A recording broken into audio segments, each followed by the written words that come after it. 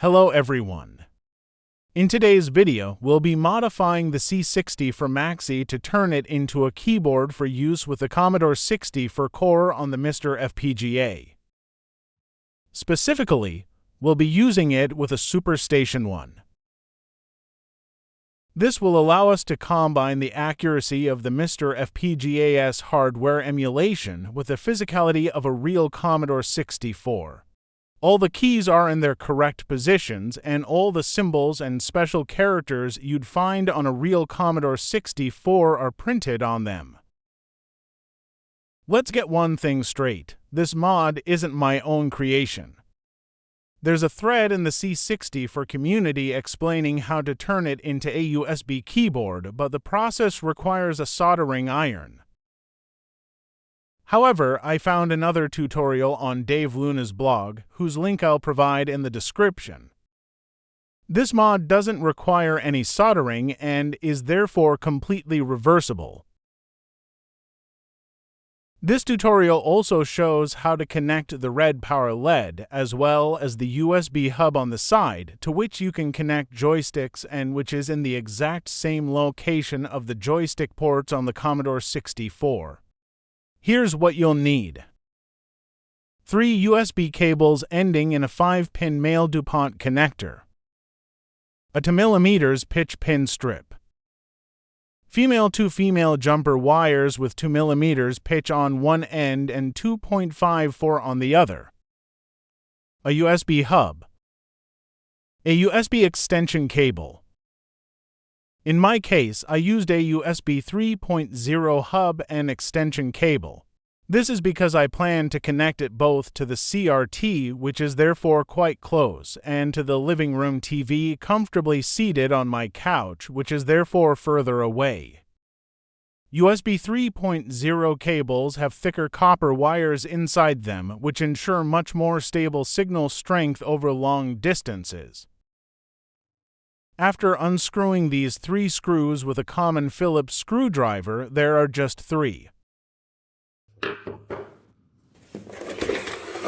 We can open up our C60 for Maxi.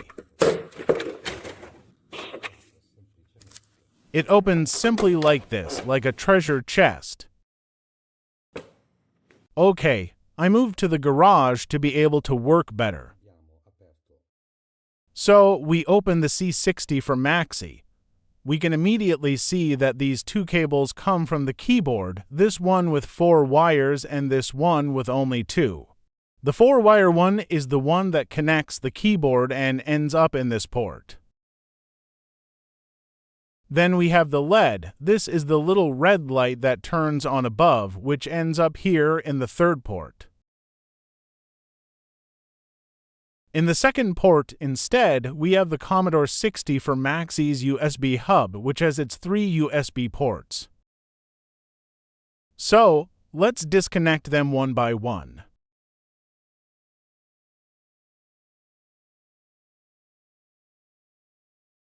Let's make a small hole on the back of the case to pass our USB extension cable through. I decided to do it in this position because when you open it, there's neither the motherboard nor any other locking pins. So I marked this small hole with a pencil where the 2 halves meet. I used this cutter to help me. I gradually dug out small pieces of plastic to create a groove for the drill bit. I did the same here. Then, placing the drill bit inside the groove I dug, I tapped it to create the necessary roundness for the cable to pass through. I did the same here too.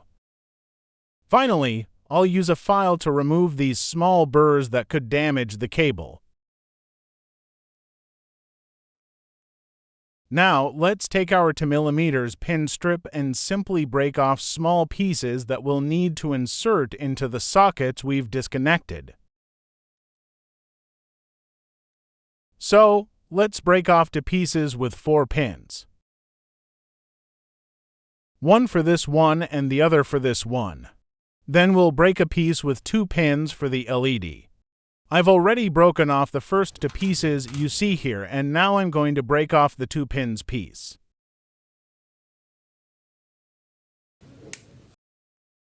There you go. Now we can insert them from the shorter side. As you can see, these have a shorter side and a longer side. So, from the shorter side, we insert them into the connectors, inserting them completely, and they'll fit perfectly.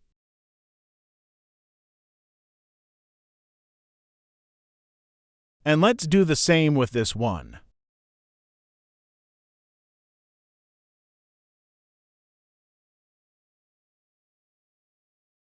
Then take the piece with 2 pins and put it here.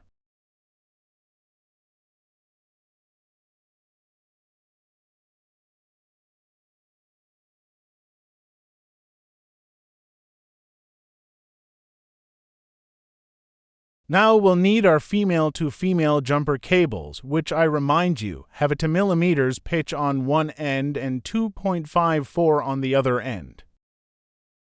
I'll need 4 wires pieces and a 2 wires piece. Just separate them out like this.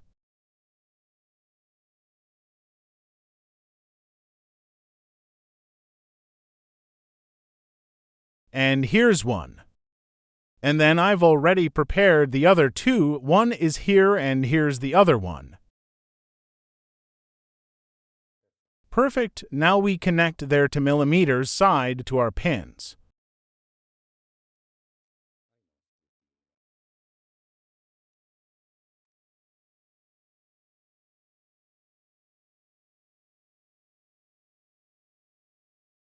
So, for this mod, we would need 3 of these cables. Unfortunately, I only have 2 because they were sold online in pairs, and to avoid buying 2 more, one of which would be left unused, I made one myself. So, what did I do? I sacrificed an old USB cable I had, cut it, and connected the 2 cables I needed. The red one to a female jumper whose I cut the 2.54mm part off, leaving only the 2mm connector, and connected the black one to the other wire, which here is gray.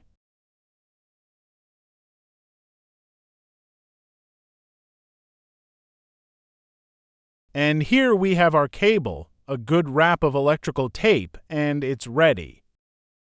Let's go back to our open C64 and finally complete the modification. So we need to connect these wires here in the same order.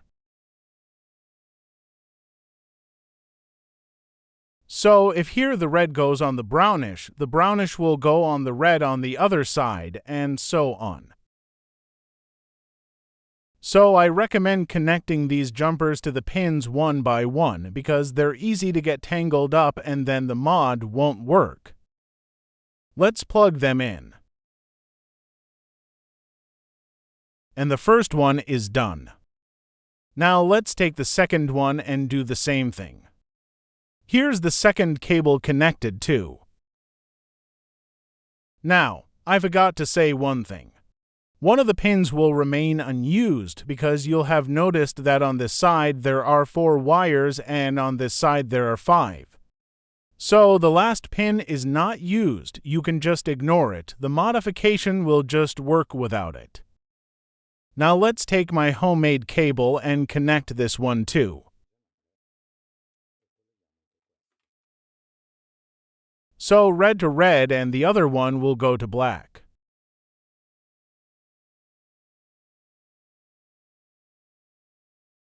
Done. Very simple. Let's take the USB hub and connect all the different USB ports to it.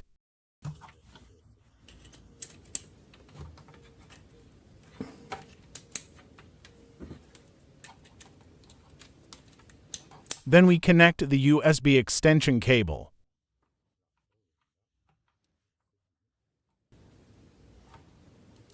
Like this. So let's try to do a quick test to see if at least the LED light turns on.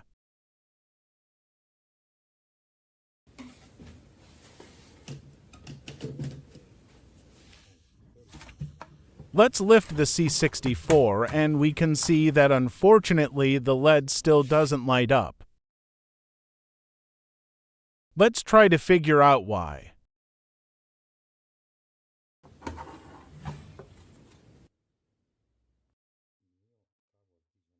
My homemade cable could be the weak point and the reason it's not working. Now, I want to try one thing.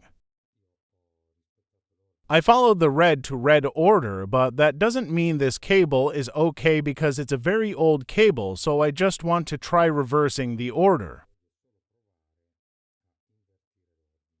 Only in this case, I won't touch the other cables. Now let's try connecting the power again.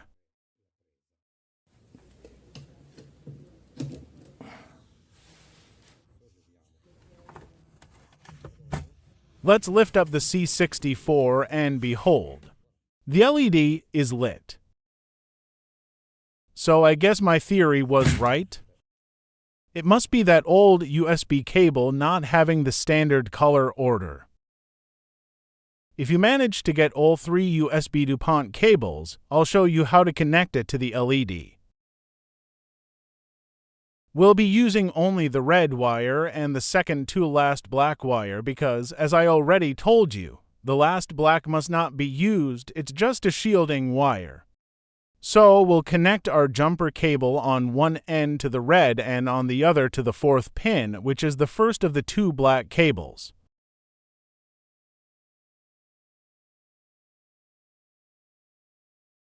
In the meantime, I made a discovery. Do you remember that with my homemade cable, the LED wouldn't light up until I swapped the 2 wires? Well, it wasn't a problem with this cable, which didn't conform to the standard colors. Evidently, the problem is that the LED cable has the inverted colors, red and black. So, connecting this one to the LED, I'll also have to invert the colors here. So I won't connect the orange to the red wire of the LED, but to the black one. And I'll connect the yellow jumper to the red.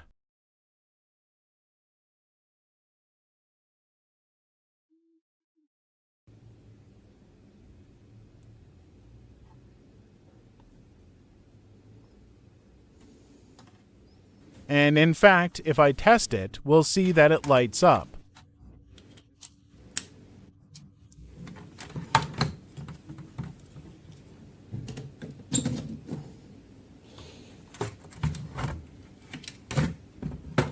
Here's the LED on. Let's now arrange the various items neatly inside the case, trying not to create more tangles than necessary.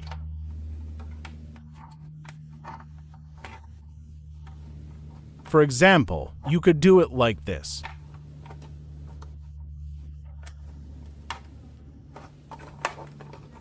In my opinion, there's no need to secure it with double-sided tape or anything similar because, unless you plan on playing volleyball with your Commodore, everything should stay connected anyway.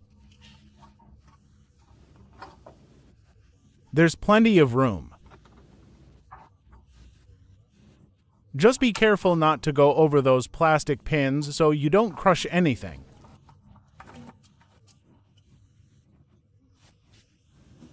Okay, then we take our USB hub's cable, we connect the extension cable to it. And we will pass the extension through the hole we drilled.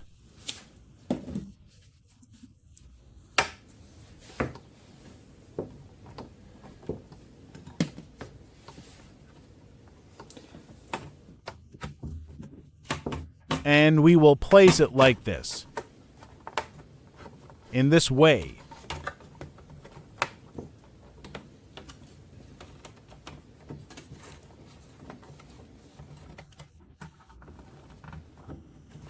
Then we'll reposition the upper part into its slots and be able to close it again, being careful.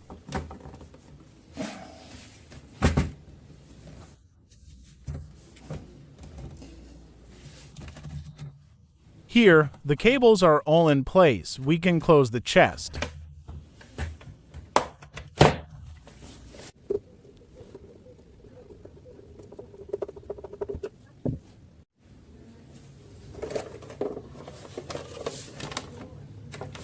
Now it also seems a little heavier, which is even better because I always thought the C60 for Maxi was a little too light compared to a real Commodore.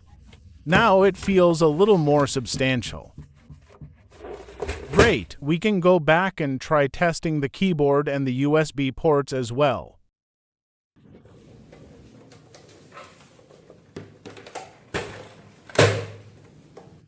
Let's now connect it to the SuperStation One and turn it on.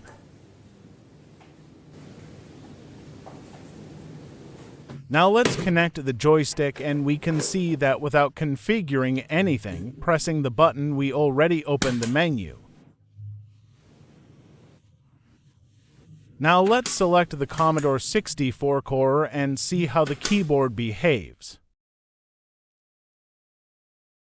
At first glance, everything seems to be working. The numbers, the letters, the return key, the spacebar. The problem arises when you want to type symbols. For example, the pound sign will make the minus sign. The @ sign will make the pound sign. The asterisk will make the colon. The up arrow will make the semicolon, and so on. All the symbols are completely wrong. The Shift key and the Ctrl key will work.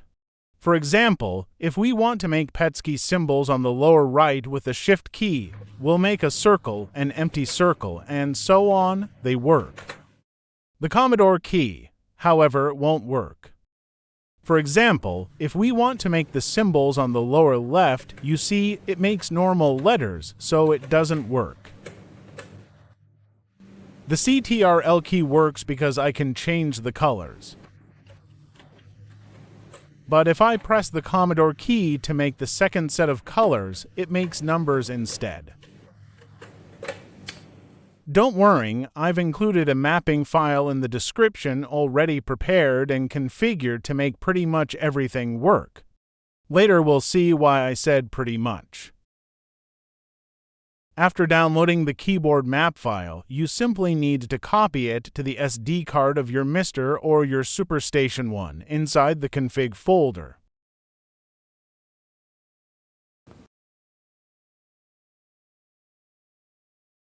The Commodore key will finally work correctly.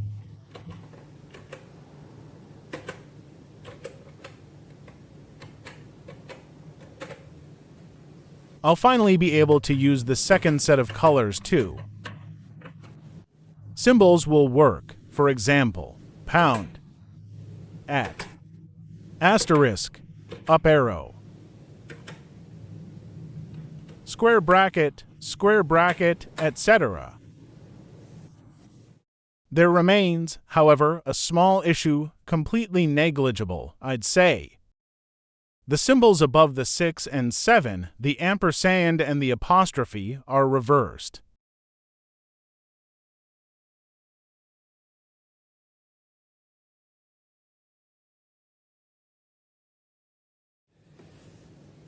The two round brackets above the 8 and 9 are shifted one key to the right. So, if I press Shift 8, the asterisk appears. Shift 9, the opening parenthesis, and Shift 0, the closing parenthesis. Unfortunately, no solution has been found for this small problem yet, but as I said before, it's completely negligible since the symbols I mentioned are simply shifted one key, but they're all there anyway. I preferred not to map the MiSTer menu to any keyboard key, precisely to keep all the symbols working. You can easily access it by mapping one of the joystick buttons, or I even prefer to do it with a Wii remote. Great! We've reached the end of the video. I hope you enjoyed it, but most of all I hope you found it useful, because it's true that there are some tutorials already available, but they're all text-based, so those who aren't familiar with these kind of things might find it helpful to have a step-by-step video guide, which was missing. Thanks to this mod, you'll truly have the illusion of owning a real Commodore 64. And in addition to playing games, you'll be able to do all those wonderful things that you did 30 or 40 years ago. or that maybe you didn't do but that you always wanted to learn. But above all, you can finally sing.